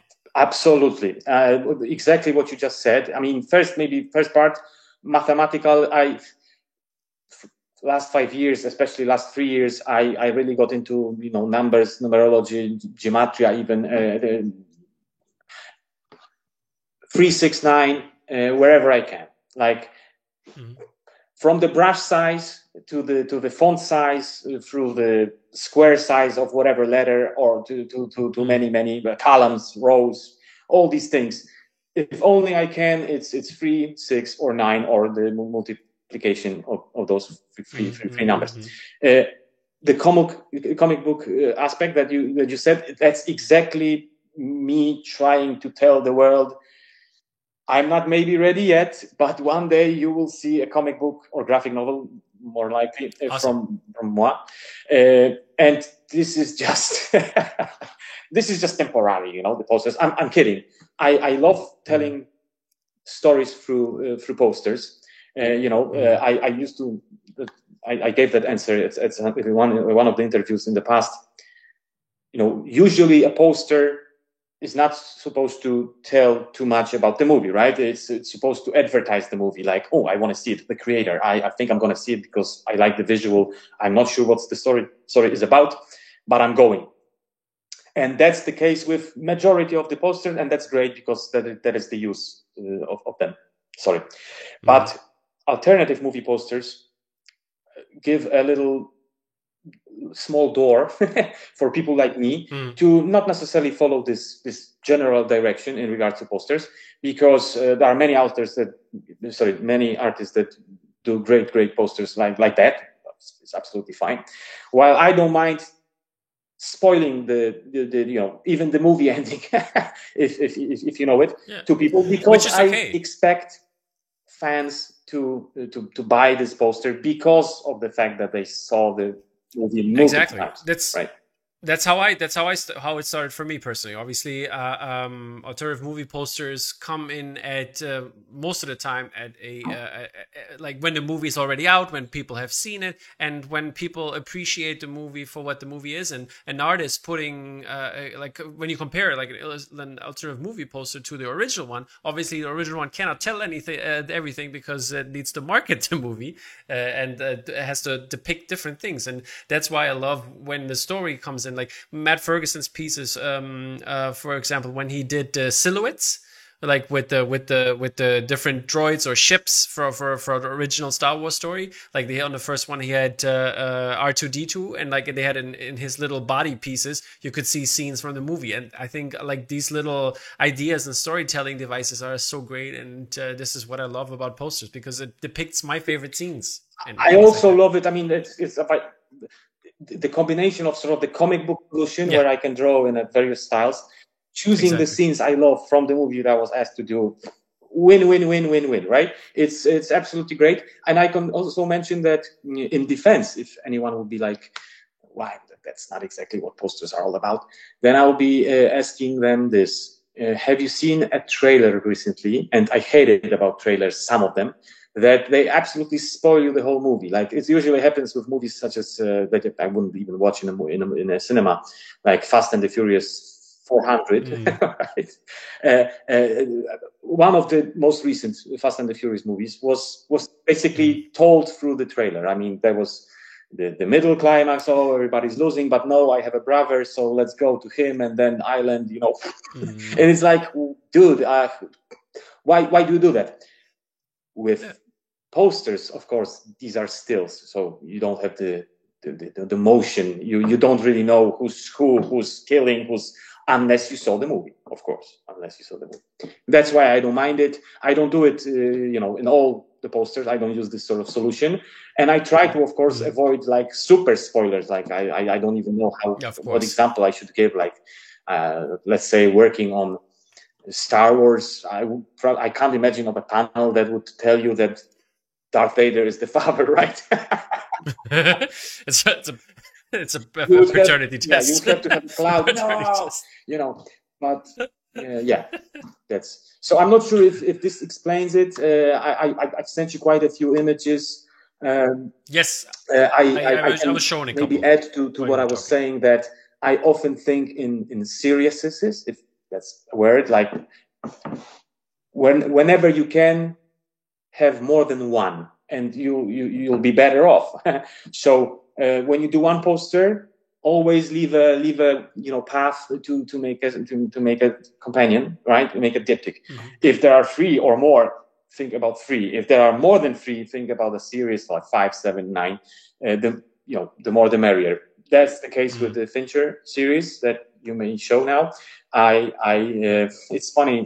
It's a funny story, because at first I was approached by somebody, very nice guy, to create a trilogy, a killer trilogy. And that was his idea, to create the iconic Fincher movies about killers, which I'm pretty sure you know what they are. And I was struggling, I started out with, pretty short titles. So I started with those, but, 1 6 letters, 1 5, nothing worked. And a year has passed. I was working on other things, of course, and I couldn't find it. But then one day, it was just God's intervention, I guess, in a way. It just came to me, and one day, six posters, 6 ideas. Sorry, of course, it didn't happen exactly like 6 concepts in one day, but the idea for all of them, yes, one day. I created all building blocks. You can show them now, and by now I have created completed the artworks for Fight Club and Seven, both of which are incorporated into the titles. Fight Club. Fight Club is, the letters are fighting a little. I mean, of course, you have to like my work to see it, enjoy it, because I'm sure there might be people out there who are like, I don't see shit. And I don't mind, absolutely. But in reality, the letters are supposed to be fighting. So like F under I, you know, punching. And while Seven doesn't really have a story apart from, you know, SE7 in the middle, the number, and then EN. And with Seven, for example, I tried to tell day by day story of the film, including the ending, which, just like we discussed a few minutes ago, for somebody who hasn't seen it, they won't figure it out. For somebody who has seen it, they should know that John Doe is, you know, Kevin cut in half and whatever. And Fight Club is more crazy, divided into sort of two halves, where one is the depressed, overworked Edward Norton character. The right side is chaotic Tyler Durden. I read a great theory on the Fight Club that blew my mind, but maybe that's for some other day. But there's this whatever, some other time. I'm going to invite you for the Fincher podcast then. Yes, you can do that. I love Fincher movies, just like I was talking about, in a way, of course, about Aaron Horkey. Of course, being a director is a completely different field, absolutely. So, yeah, but David Fincher is this master craftsman. He can film a guy changing a cliche on a camera the way that it's wow. I remember watching The Social Network, which I don't feel too good about Zuckerberg. I don't even want to start, talking about him. And I was like, why would you want to film a movie about this guy, right? And then, wow, like this is a great movie. You can really watch it. Like amazing the sequence with the kayaks on the river. Amazing guy, amazing craftsman. And one more thing about Fincher, you started it. I remember watching Seven in a very old cinema in Poznań, in the city where I live. Slightly destroyed cinema, very old leather seats, everything squeaky, and the title sequence in the fingernails, and I was like, what's going on? What is this? I mean, it was 92, right? 90s. Never before has something like this been done, and ever since it's been only duplicated or copied, one better or worse.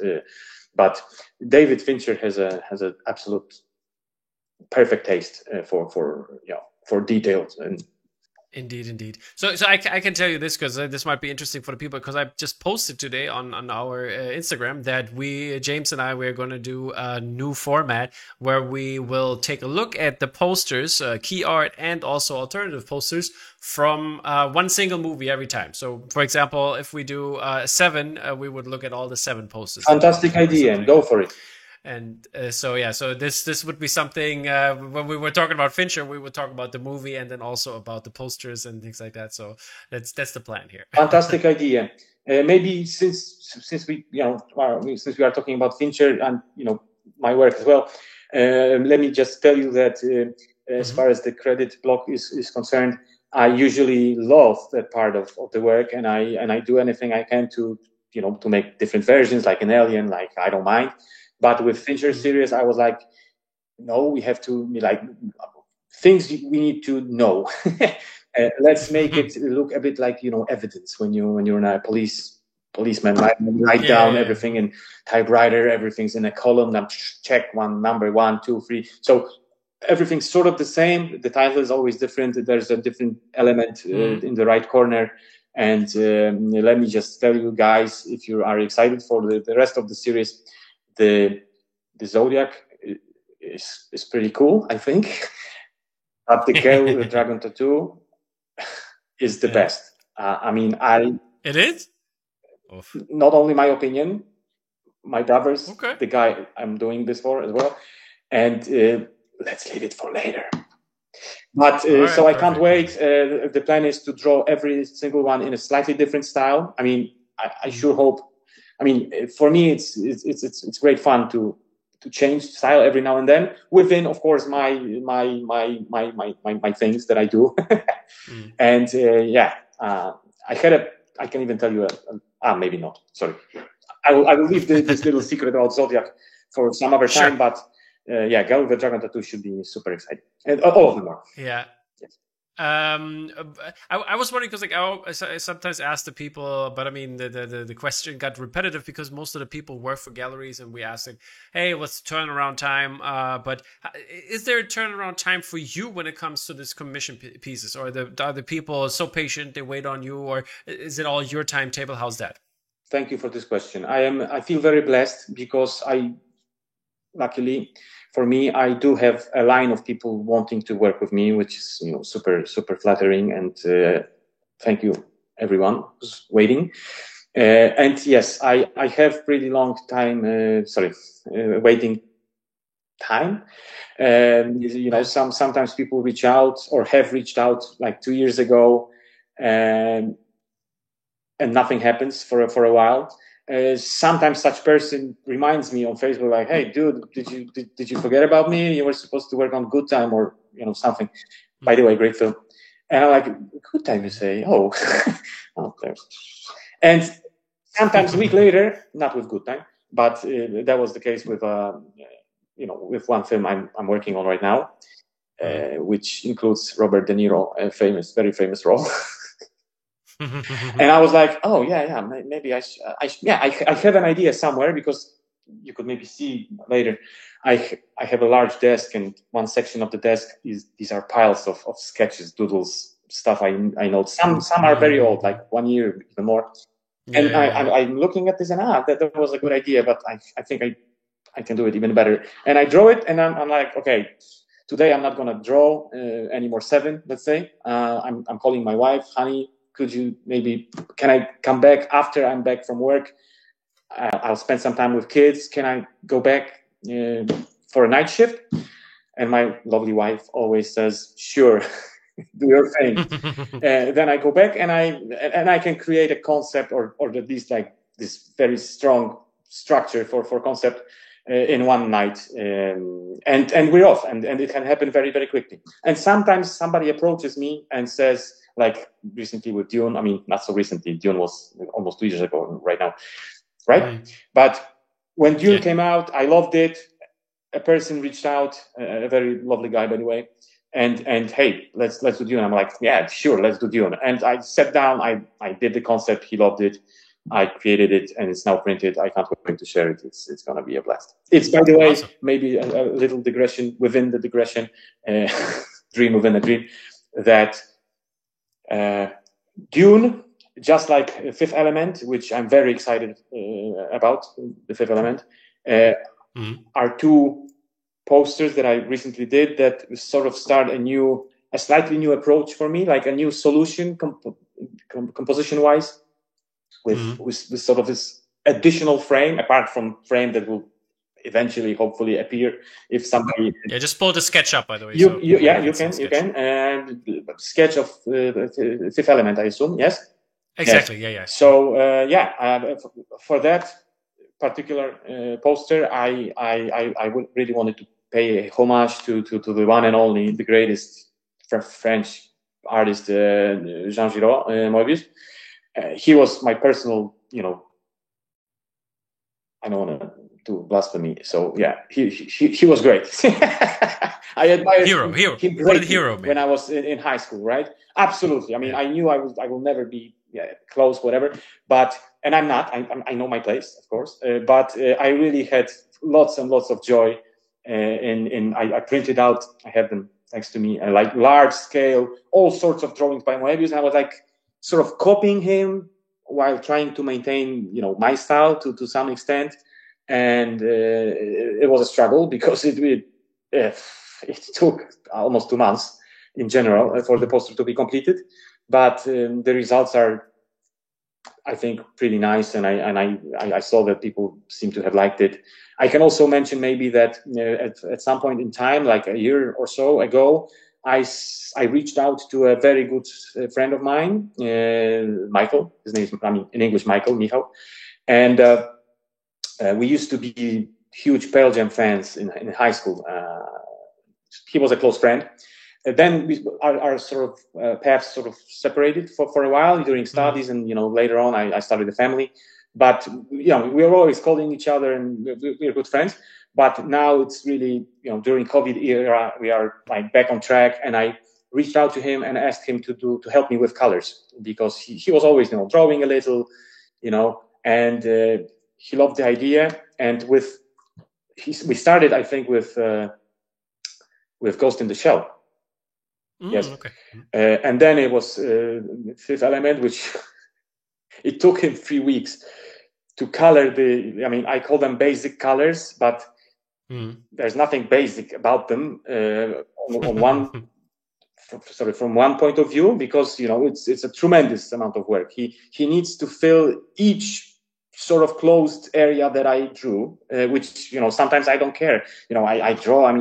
A little circle here, a little circle there, and this crazy, fantastic guy colors each little snippety, dot in a different color, and then he gives it to me, and I apply like the additional colors, I call them, which are in fact like real colors, but without the basic ones, it would be so much more work for me. So I wouldn't be me if I wouldn't apply extra colors on each and every single slightly little thing that he colored. And and that's my process. In short, I could talk hours and hours, so sorry for me talking so much.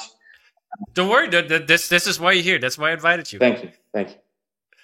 So I have a personal question. Is there something? The projects you take on and the commissions have been more of a serious note. Would you also do? I don't know if you have done it yet, but would you do comedy, or would you do like animated movies, like Studio Ghibli or something like that? Ghibli. Thank you for this question. Well, comedy is not so much. In all honesty. I like comedies, and I love to laugh. Maybe not during this interview, but I'm usually, joking around and smiling and laughing. But today I slept a little, not enough, I guess, for that. But so I really enjoy comedies. Maybe recently they are more and more vulgar at times. Just not everything makes me laugh these days. But I love to laugh. Yet, as far as posters are concerned, honestly, I'm not sure. Not sure. But what was the other thing you asked? If you want to do animated movies, because I knew that the second part will be on the contrary, which is absolutely. I already sort of done this little piece. I wouldn't call it a poster though, for Mononoke. Was it? Yeah, no, that was the OG. Spirited Away. Yeah. Spirited Away. But Spirited Away is a masterpiece. My kids love it, absolutely love it. It's one of those movies when not sure if you have children. Do you have? No, I don't. You should at some point, of course. Having children is a blessing, absolutely. So you watch yourself. I'm a teacher by day, so I've a lot of kids around. Let's put it this way. So they are a blessing, yes. So, but it's never the same. But of course, you have time. You're young. So, my kids, it's one of those films that my kids watch like on repeat almost, right? So 10 times or whatever. And I've seen it maybe 3 times. Of course, the Japanese culture, Japanese philosophy, whatever, is not exactly on par with with my views on things, but aesthetically and visually, and as far as the genius mind of the creator, whose name I don't want to mispronounce, but you know who it is. Miyazaki, Hayao Miyazaki. Now he created the Baby Pelican or something movie. He's great. Yeah. So absolutely fantastic. The Flying Castle, Mononoke. At least 3 I could easily do and might. All right. Yes, I even have a guy, a great guy, Francis. I've done a few posters with him, including Ghost in the Shell. I believe it was him, although I'm not 100% sure. But I think he was one of the people who hinted more anime. Very nice. I mean, I did Akira, I did Ghost in the Shell, and I would love to do more for kids. Absolutely, why not? Speaking of kids, and are you drawing for your kids? Are they asking for something? Like, I mean, since they love Spirited Away, so hey, Dad, can I get a Spirited Away poster? I love this question. I have an older daughter, which is sorry, she is 13. Sorry, 14. 14. My bad. 14. Yes, and I have a son who's 11. And at this point, my son is more inclined to asking me, Dad, could you do GTA 5? I'm not allowing him to play GTA 5 and killing people. I'm only allowing him to drive cars and, roaming around the mountains and, occasionally fighting the cheetahs or whatever the animal is running there, but not killing gangs or playing the Trevor character, right? just to make it clear. Because I played the game and it's wild, to say the least. The dog, have you played the game? Yeah, I played. The moment when you become the dog, I couldn't believe it. Some of the ideas the guys have, it's just... Anyways. Let him play Starfield, by the way. Let him play Starfield and let him fly with a spaceship everywhere and just mine. I heard that, it's a great game, very open and shit. So sorry. And he was asking me, for example, could you do something for GTA? I might actually maybe do something for GTA. But my daughter, not really. I mean, out of all the posters that I have done, I have a copy or a few copies from each.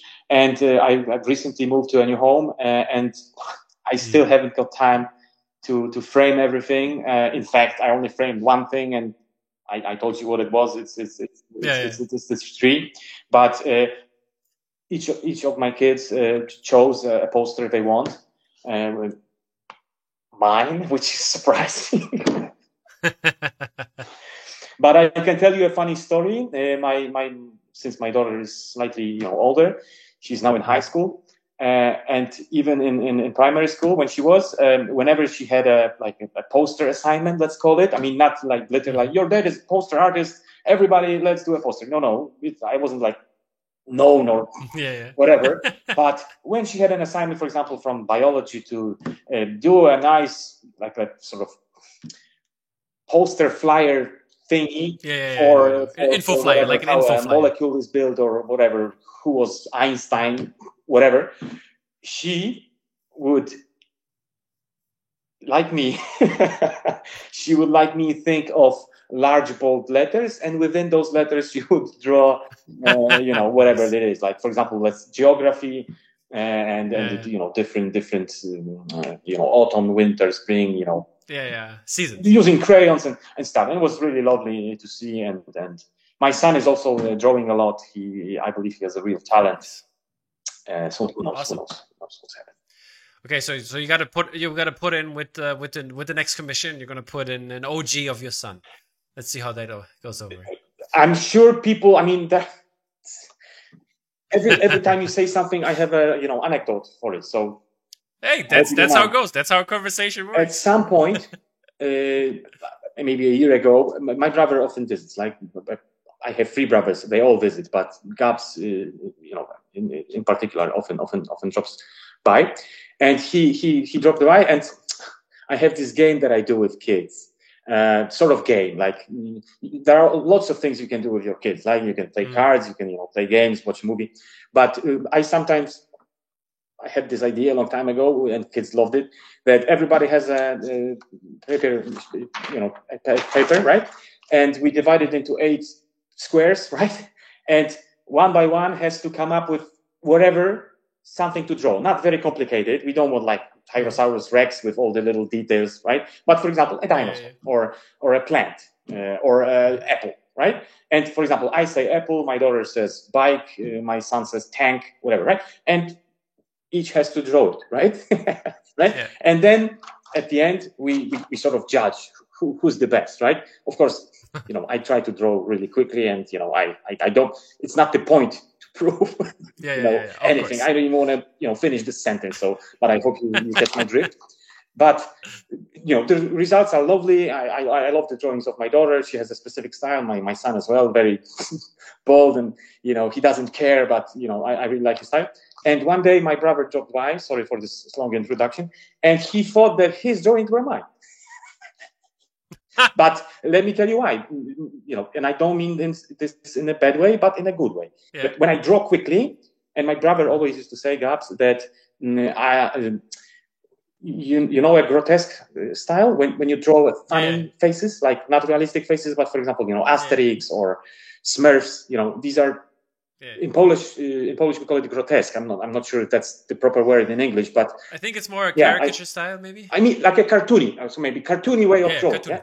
Naturalistic cartoony. Yeah. So my brother always used to say that I do that type of drawings, very quick drawings, better than him. I'm not sure if that's the case, but let's say okay.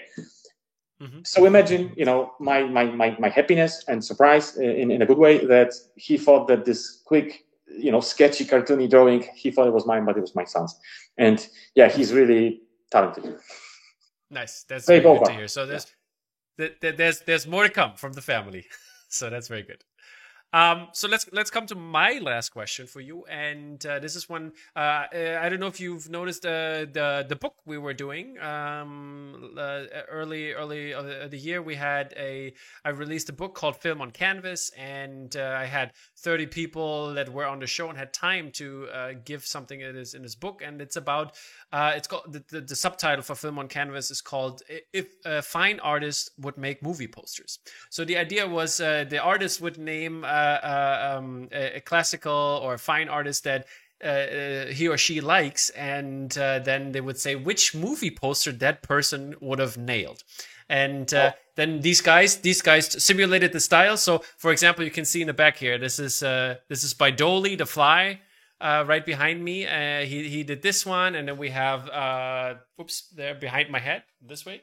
There's The Lighthouse. I love the film.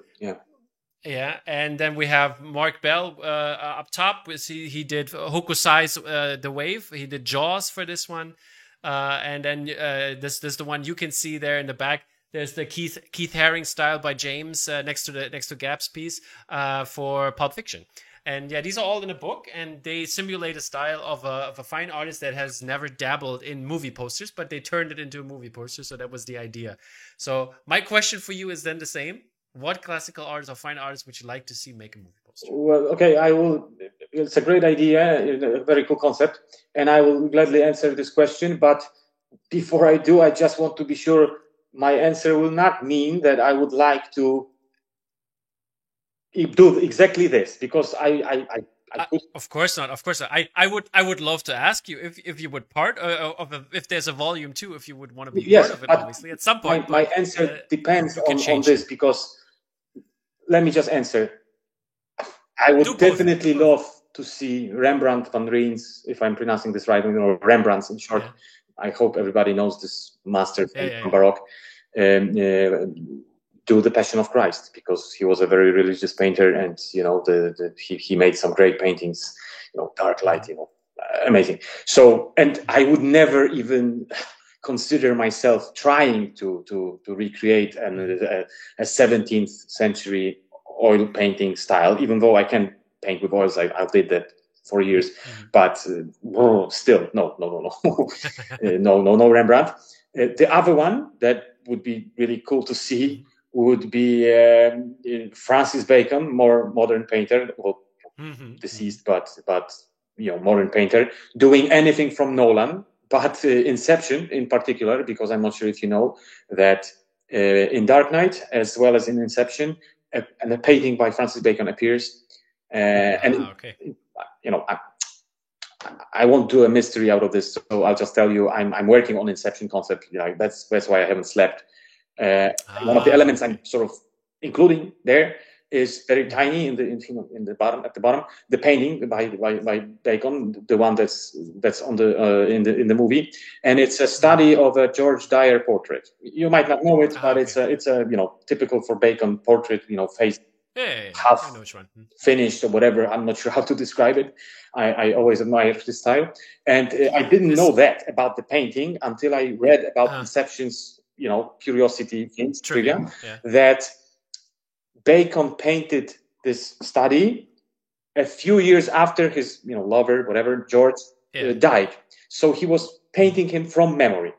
And because of this aspect of painting something from memory, Nolan, who is a genius, as you can sort of hear, right, got inspired. And in Inception, there's an aspect of doing something from memory, dreaming, recreating stuff from memory, but it can't be precise because you might get lost in a dream. All the stuff. I'm not sure how well you remember Inception, and I love this whole thing. I'm not sure how to close this whole thought. So I'll just say these two.